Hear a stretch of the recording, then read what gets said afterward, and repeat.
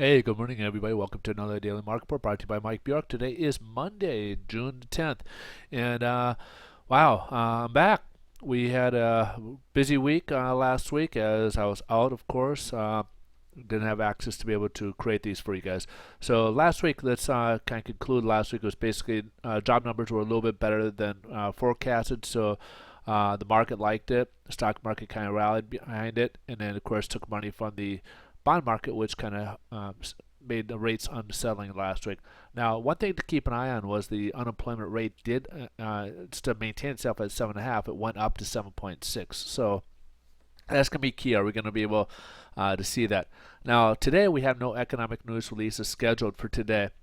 But we do got towards the end of the week, we do got some important news like the primarily the retail sales will be coming out, consumer sentiment will be coming out. So watch towards the end of the week will be a little bit more volatile today. So we'll jump over to the headline news. And right now the stock market is currently up.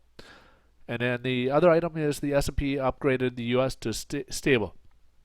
So basically, what that means is that they basically are saying this U.S. is not going to default any on their debt anytime soon. Basically, so they were kind of in a negative territory. Now they kind of upgraded us to more of a stable territory.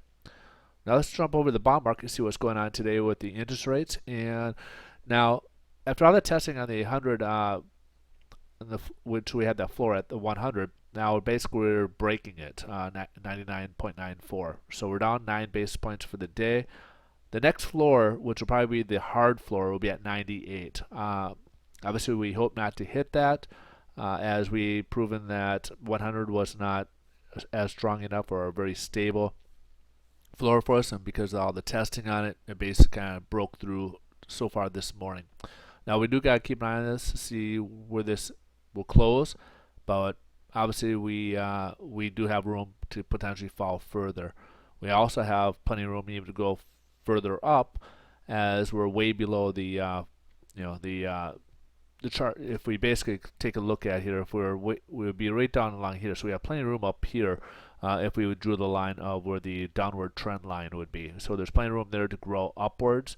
But because we've been going sideways for so long, we've been kind of dropped a little bit. So be cautious here. Rates are unfortunately showing some worsening here.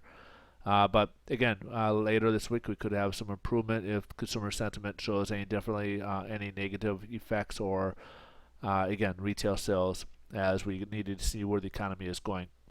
All right, folks, thanks for watching. I hope you guys have a great day, and we'll see you guys tomorrow.